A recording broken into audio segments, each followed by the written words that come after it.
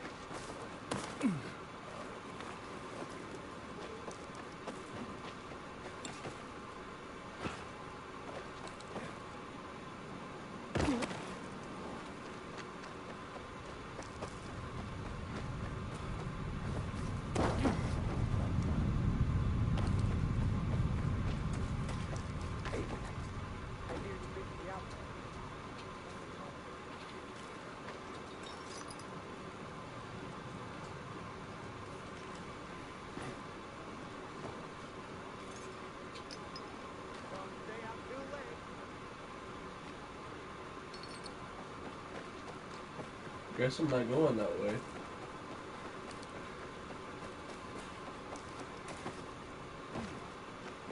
Sometimes I venture out.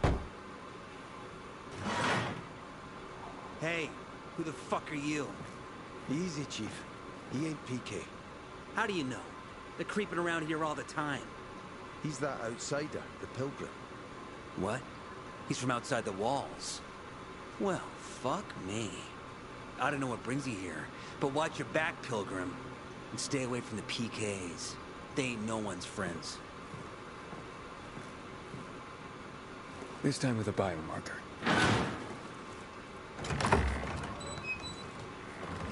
Carl said if you show up to bring you round so he can introduce himself. What a nice change from wanting to hang me.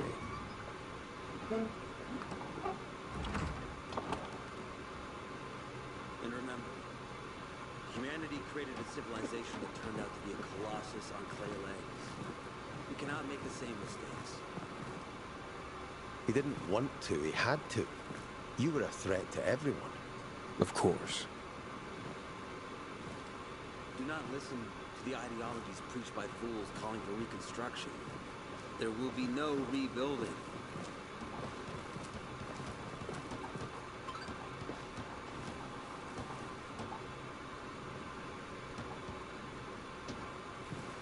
Who would have thought? A pilgrim in the bazaar. Welcome. Yeah, I'm still alive, despite your best efforts. It's clear to me you're holding a grudge. But if you were in my shoes, you would understand. We are responsible for the safety of our community. And we treat this seriously. That's why we did what we did. I hope you can forgive us. So, pray tell. What's it like in the outside world these days?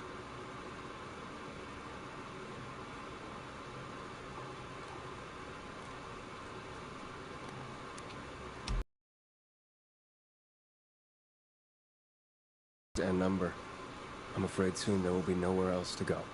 Doesn't surprise me, son. Humanity must reach the bottom in order to rise again. And this is why we are here. Any more news? Not really. But why don't you tell me more about your people? We are called the people of the Bazaar, simply because of where we live. But who we are truly are free people. Free from lies, free from money, free from religion, wars, politics, and the dark cloud that has blanketed the earth. That sounds great. Too good to be true, in fact. Oh, we have our challenges. Water is scarce, for example. But with courage and patience, we will someday create a paradise. Well, you seem almost thankful for the collapse of civilization. It was as tragic as it was inevitable. Consumerism, belief in the almighty dollar led to this catastrophe. So, we here strive not to make the same mistake twice. It would be a crime. We want to create a new order based on social bonds, on family and community.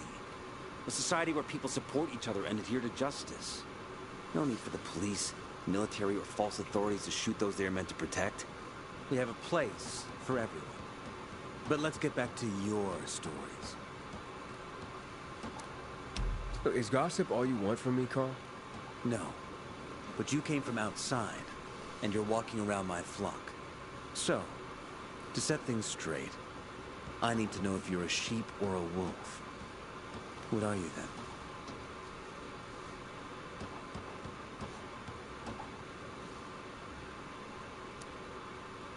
I'm not really a fan of this metaphor. Ah, yes. I see. Pilgrims are not people of metaphors or poetry. They prefer to act. Yeah, about acting. I'm looking for Sophie. Are you? And why, pray tell?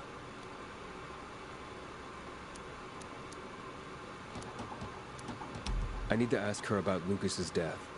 Oh. Why would a pilgrim care about PK business? What's in it for you? Let's say a man's death should be another man's concern. Isn't that what separates us from the infected? I guess you have a point. Lucas's death is our concern as well.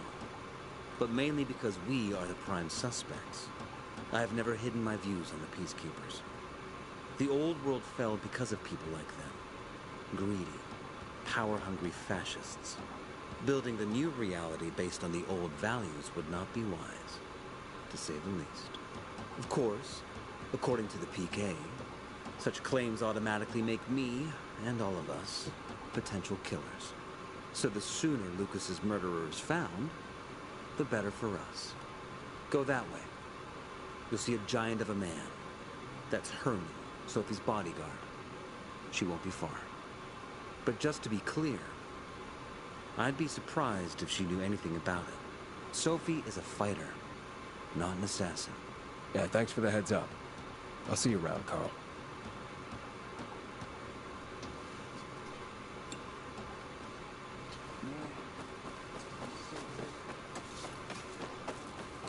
We're doing what we can, Anna. Water theft is becoming more rampant, but I'll try to help. Come back and we'll try to share our supplies. Sophie, can we talk? Don't hurt him, Herman. Let him talk.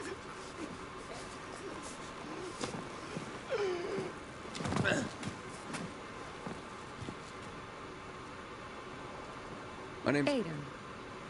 You're that pilgrim that came to town recently. You're sure well informed. Don't have much of a choice. I'm in charge of safety here.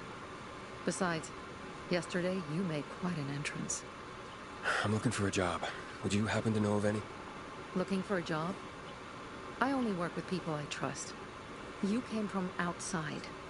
They wanted to hang you. Nobody says anything good about you, Pilgrim. Do you want me to trust you? Talk to the people at the bazaar. See if you can gain their trust. If so, then it might persuade me to change my mind. Aiden, this is Sophie. Let's talk now. What the hell? Sophie, you wanted to see me? I've been here.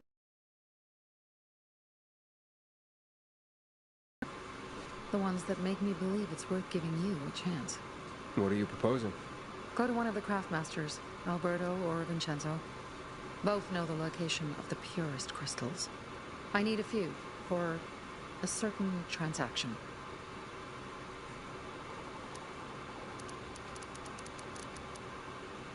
A certain transaction. Anything I need to know about?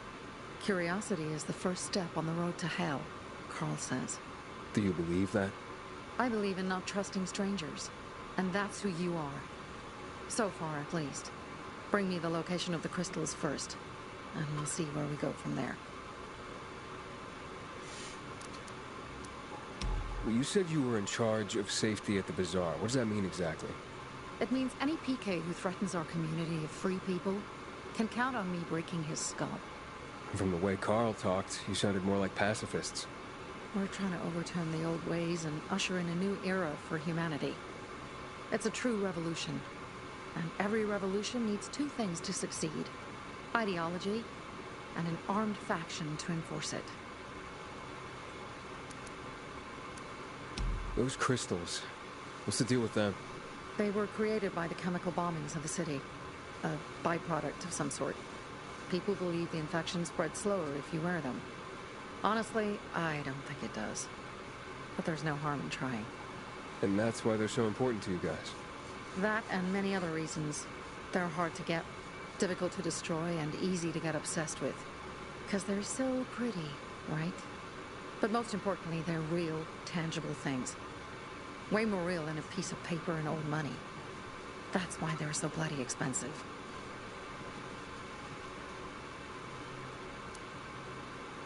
Alberto and Vincenzo? Tell me more about them. A father and son duo. Alberto, the father, tends to yammer on. Before 0 hour, he had a workshop and piles of cash.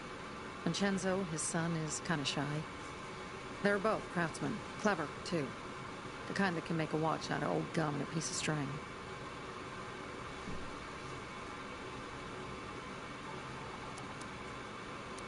Fine.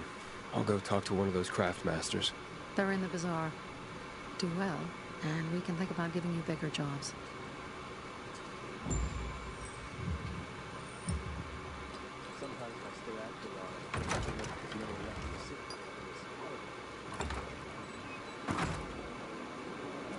Hey, you. Yeah, you. Looking for work, by any chance? My wife wants me to make moonshine. Back in the Haven't day, I already been in I here? had a huge and massive,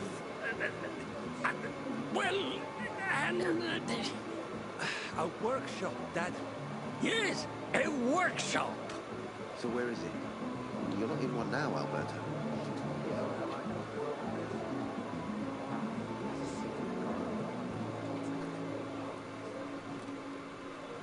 Sophie sent me.